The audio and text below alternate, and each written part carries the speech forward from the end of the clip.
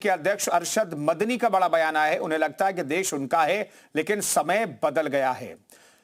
ये जो चाह रहे हैं कि मुल्क हिंदू बने, ऐसा नहीं होगा, ये मदनी कह रहे हैं। नेपाल ने कहा हम हिंदू हैं, उसका पूरा खानदान खत्म हो गया।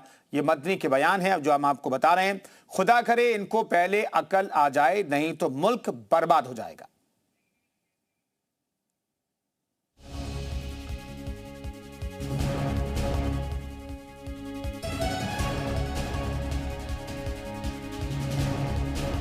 तो अरशद मदनी का ये बयान है जो हम आपको बता रहे हैं। नेपाल ने कहा हम हिंदू हैं तो पूरा खानदान खत्म हो गया। ये अरशद मदनी ने कहा अकल नहीं आने पर यहां भी कुछ इसी तरह की बर्बादी हो सकती है, ये कहने की कोशिश वो कर रहे हैं। कुछ लोगों को लगता है कि देश सिर्फ उनका है, वे चाह रहे हैं कि हिंदू मुल्क बन जाए, लेकिन नेपाल ने ऐसा करने की कोशिश की, ऐसा बना तो पूरा खानदान मिट गया। जो आज वो ये चाह रहे हैं, ये नहीं कहा जा सकता कि ये हमेशा के लिए हो जाएगा। नहीं, ऐसा नहीं हो पाएगा। सारी दुनिया के हालात बदल रहे हैं। कहते हैं कि हम सेकुलर दस्तूर को मानते हैं, लेकिन उनके पास सेकुलरिज्म नहीं है, वो नहीं जानते सेकुलर। वो तो खुलकर कहते हैं कि हम हिंदुत्व के कायल हैं और ये मुस्लिम है, ये जो मुल्क है ये हिंदू मज़हब है, हिंदू मज़हब के तरीके पर चलाएंगे।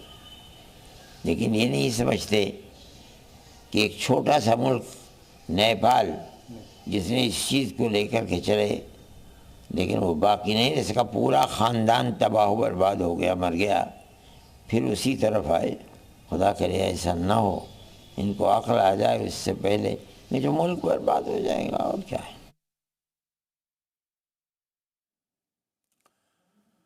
तो मुल्क बर्बाद हो जाएगा। जिस तरीके से मुल्क को चलाने की कोशिश हो रही है और जो लोग इस मुल्क को हिंदू राष्ट्र बनाने की बात कह रहे हैं, वो मुल्क को बर्बाद करने का प्रयास कर रहे हैं। मुल्क बर्बाद हो जाएगा, ये अरशद मदनी के बयान है।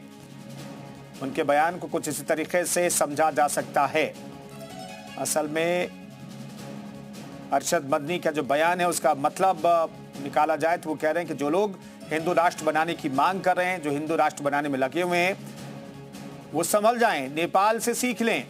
एक वक्त में नेपाल हिंदू राष्ट्र था, लेकिन वहां पर लोग बर्बाद हो गए और आखिरकार वहां पर सेकुलरिज्म की तरफ बढ़ना पड़ा। अरशद मदनी का ये बयान, ये जो ख्वाब आज आप देख रहे हैं वो जरूरी नहीं है कि ऐसा होगा। पूरी दुनिया में सब बदल रहा है, ये उन्होंने कहा। तो अरशद मदनी के बयान हम आपको बता रहे हैं। उन्होंने कहा ये बोलते हैं कि हम सेकुलर हुए, लेकिन इनके अंदर सेकुलरिज्म नहीं है। ये जो चाह रहे हैं कि मुल्क हिंदू बने, ऐसा नहीं हो सकता। नेपाल के मुल्क ने कहा हम हिंदू हैं, उसका पूरा खानदान खत्म हो गया। जनता समझ रही है इसका नतीजा अच्छा नहीं होगा। खुदा करे इनको पहले अक्ल आ जाए। अरशद मदनी का ये बयान, नहीं तो सब कुछ बर्बाद हो जाएगा।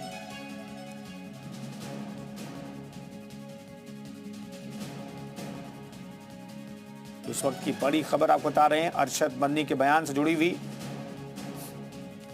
अरशद मदनी ने कहा है कि मुल्क बर्बाद हो जाएगा। जो लोग इस मुल्क को हिंदू राष्ट्र बनाने की मांग कर रहे हैं, हिंदू राष्ट्र बनाने में लगे हैं, और जो लोग सेकुलरिज्म की बात करते हैं, वो सेकुलरिज्म दरअसल उसका पालन नहीं कर रहे।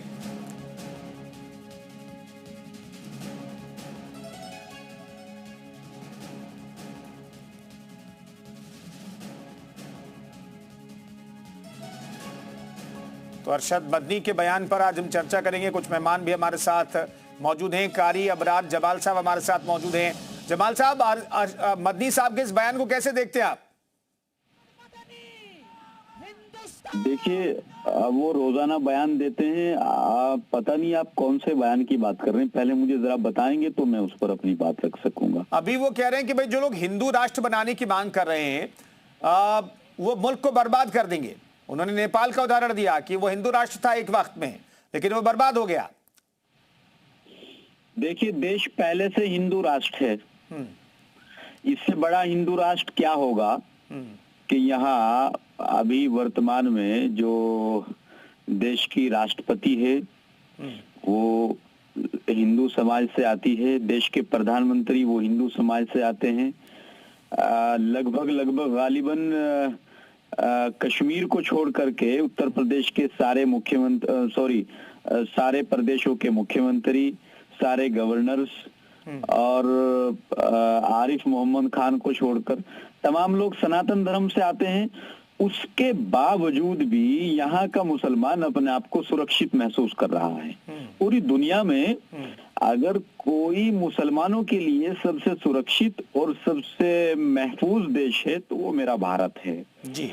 इसलिए भारत तो पहले से हिंदू राष्ट्र है, इसको आधिकारिक तौर पर इसकी घोषणा करने की आवश्यकता नहीं है जी। और खुद आरएसएस के चीफ मोहन भागवत जी कह चुके हैं कि जरूरी नहीं कि देश की तरक्की के लिए, देश को विकसित भारत बनाने के लिए 2047 तक जो हम लोग सपना देख रहे हैं विकसित भारत बनाने का, उसके लिए जरूरी नहीं कि हम लोगों को हिंदू राष्ट्र आधिकारिक तौर पर घोषित करना पड़े। हिंदू राष्ट्र है वो रहेगा जी। और वैसे भी यहाँ का हिंदू मुसलमानों का बड़े भाई की तरह है जी। और बड़े भाई की जिम्मेदारी है छोटे भाई की हिफाजत करना, और वो कर भी रहा है, हमेशा करता है।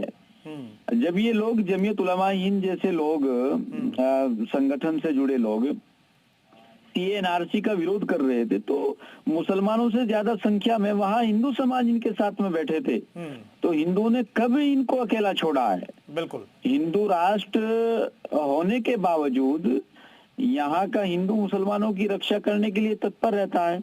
बिल्कुल। जमाल साहब बने रहे। इंदेश जी महाराज हमारे साथ मौजूद हैं फोन लाइन पर। इंदेश जी महाराज, अरशद मदनी के बयान को आपने सुना होगा, देखा होगा, क्या कहना चाहेंगे आप? देखिए, उनको हमारे हिंदू राष्ट्र होने पे दिक्कत है। मैं ये कहना चाहता हूँ कि हमारा जो देश है सर्वधर्म प्रधान देश रहा है। हम चाहे अपनी जनसंख्या में ज्यादा रहे हो या कम रहे हो, हमने सदैव को लेके ही भाव को अपनाया है। सर्वे भवन्तु सुखिनः सर्वे सन्तु निरामया, हे ईश सब सुखी हो कोई ना हो दुखारी। हम हिंदू होकर के भी इनको शरण देते आए, हम हिंदू होकर के भी जितनी बार इनके ऊपर कोई आतंक हुआ, जितनी बार इनके ऊपर कोई घात हमले हुए, जितनी बार इनको संकट में देखा गया, उतनी बार इनको शरण दिया गया, हम हर बार पहले उनको बचा के आए। अगर हमारा देश हिंदू राष्ट्र होता है तो हम थोड़ा और सबल हो जाएंगे, हम इनकी रक्षा थोड़ा और अच्छे प्रकार से कर पाएंगे। अगर हमारा देश हिंदू राष्ट्र होता है तो हम इनकी शरणागति थोड़ा और अच्छे से कर पाएंगे, इनको और अच्छे से इनका देखभाल, इनके हर प्रकार की सुरक्षा का पूरा ख्याल रखेंगे। इस नाते हम बड़ी जिम्मेदारी के साथ में कहते हैं कि हिंदू राष्ट्र होना गलत नहीं है, हिंदू राष्ट्र होना किसी प्रकार से अनुचित नहीं है। हिंदू राष्ट्र हो, इससे किसी को कोई तकलीफ नहीं होनी चाहिए। ठीक है। जो कुछ लोग पढ़े लिखे हैं, मुस्लिम स्कॉलर हैं, कुछ मुस्लिम स्कॉलर हैं, वो यही मानते हैं कि अभी भी हिंदू राष्ट्रीय देश से आधिकारिक तौर पर करने की कोई जरूरत नहीं है। कारी अबरार जमाल साहब, ये अरशद मदनी बार बार कुछ इस तरह का बयान देते हैं जिसमें विघटन की थोड़ी सी बू आती है। आखिर इस तरह के बयानबाजी करने की क्या जरूरत है, और क्या हिंदू राष्ट्र बनने से कुछ बदल जाएगा, जैसा कि अरशद मदनी साहब को लगता है कि सब कुछ बर्बाद हो जाएगा? देखिए, ये लोग मुसलमानों को डरा कर रखना चाहते हैं। जितना मुसलमानों को बीजेपी और आरएसएस से डरा कर रखेंगे उतनी ही मजबूती से इनकी दुकान आगे बढ़ेगी, जो हमेशा से आगे बढ़ती आई है।